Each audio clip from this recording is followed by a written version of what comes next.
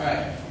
So I know for the past couple of speeches I've been talking about how I personally got started in water polo and swimming and those kinds of sports, and also how I think swimming is such a good workout because of how many calories you burn.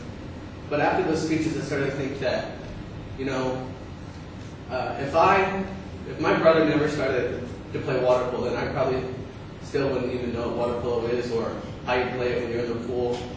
So I started to think there's probably people out in my class who have either never seen water polo and played. If they have, then probably have never had no idea what's going on when they watch what's in the water. So that's why today I'll outline the basics of how water polo is actually played. And I'll do that 3 different ways. I'll explain kind of how water polo first got started back in the 1800s. I'll explain some of the rules that go along with water polo, and then I'll finally show you how you actually play once you're in the water.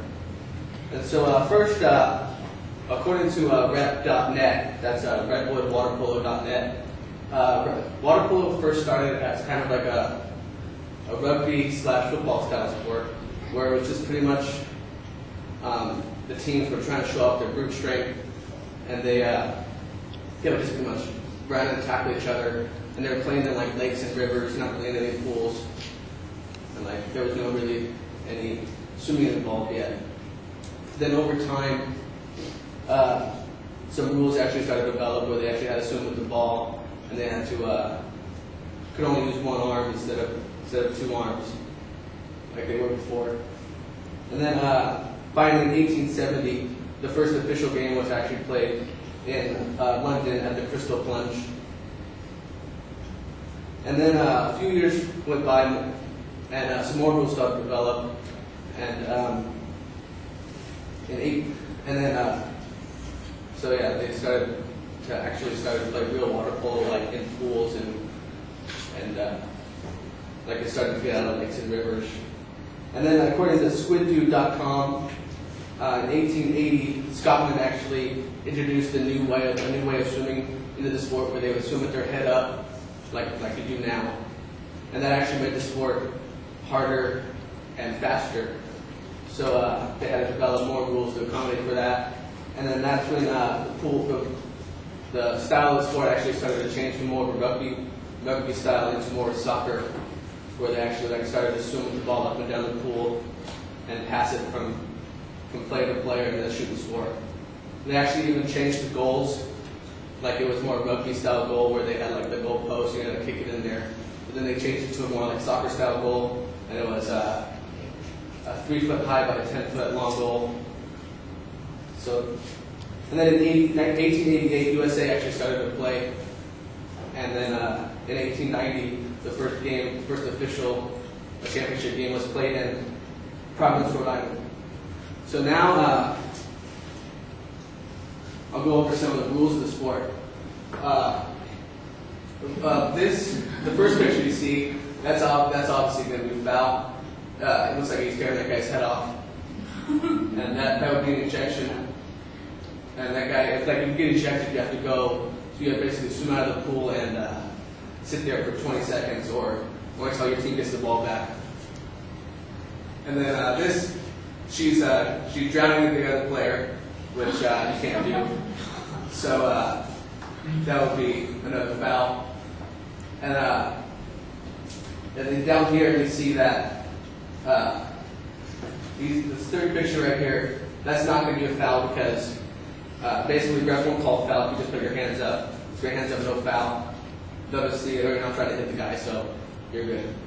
And then down here, this last picture, I actually had to learn this the hard way, where if you get hit underwater, the refs aren't gonna call any fouls because they don't see you getting hit. And when I was in 4th grade, I sometimes went up to the high school and played water polo with my brothers, but those high schoolers were like, "We don't care, you're 8-year-old, so we're gonna kick your ass anyway." I got hit, I got punched, grabbed places where hopefully no guy would grab me again. And I was beginning to think what's going on here? I'm getting beat up here. But the coach was like, "Hey, I don't see what's going on, so there's no foul." So that's some of the rules of how you actually play. And then Now I'll go over how you actually play once you're in the water. These are just some of the positions you have. You have the 1-2 side, which is the wing and flat. Then you have the 3 spot right here. And then the 4-5, which is another wing and flat. And then 6, that's like set. That's pretty much like what Shaq does in basketball. I never could do that. But yeah. So when you're in there, you would pretty much want to start with the ball at the 3 spot. So then you can either pass it into set, so you can shoot and score, or you work it around the perimeter until eventually the ball will get into set. And then if he'll either shoot and score it, or if he gets fouled, then these two players will on both sides will pretty much they'll switch spots, and they'll be pretty much setting a pin for the defenders. So one of them can eventually get open, and he can pass it to them, and then shoot it and score it. And so that's just a few ways how you actually play and some of the rules that. So hopefully now this summer you can watch the Olympics. I know water polo is only on at 2 in the morning because no one cares about it except for actual water polo players. So if you're up at 2 in the morning, you can't sleep, turn on USA and hopefully you'll be able to go, oh, that's a foul. They're just flipping the ball around. So that guy, but whatever. So yeah, hopefully you can watch the sport and really know what's going on. All right.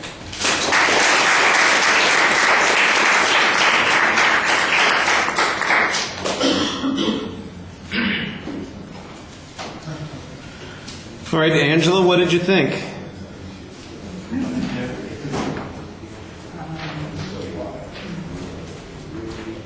Pat had a very good preview of what he was going to talk about, starting from the history to the rules and to the game proper.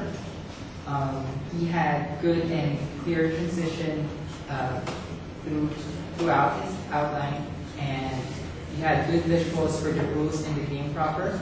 I think that it made it more interesting and understandable, and the whole speech was concise and very clear and interesting. Okay.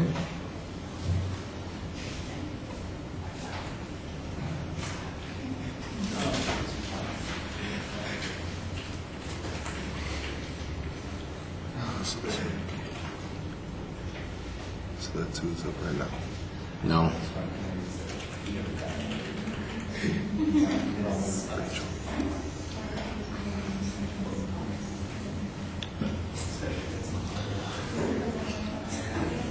All right, Kyle, I like the use of your previous speeches as a launching point for the topic. That worked okay. I thought the identification of the topic and your thesis statement were very clear, and you had an excellent preview. The justification was satisfactory. I think that you had a little bit more justification at the end of the speech, with the Olympics coming up. I think you could maybe talk a little bit more about how popular water polo is, or maybe promote it a little bit, make it at the end you're almost dissing it. I think you want to do a little bit more than that in selling the idea, but I appreciated the humor in that. The material in the speech I thought was reasonably well developed. You were a little inconsistent about citing sources, although I thought on the historical information you started off well on that. After, of course, you got to the fouls, you basically just relied on your own experience in talking about those. I thought that you did a nice job adding a little bit of interesting tidbit, for instance, about when you would play with your brothers and you were only 8 years old. I thought that helped. I'd agree with Angela that it was pretty well organized and divided into particular points, but I did think that the transitions between the points, I disagree with her a little bit. I thought they were a little mechanical. They needed to be smoother. You needed to have some language that kind of looked back and looked forward, and it really felt like you were suddenly just switching topics, and you're just telling. I mean, you told us that you were switching the topics, but it feels very obvious in that situation instead of smooth and fluent. On the visual materials, for the first 3 minutes of the speech, so basically for the first half of the speech, all you have up is the emblem as background, and I thought that was okay to identify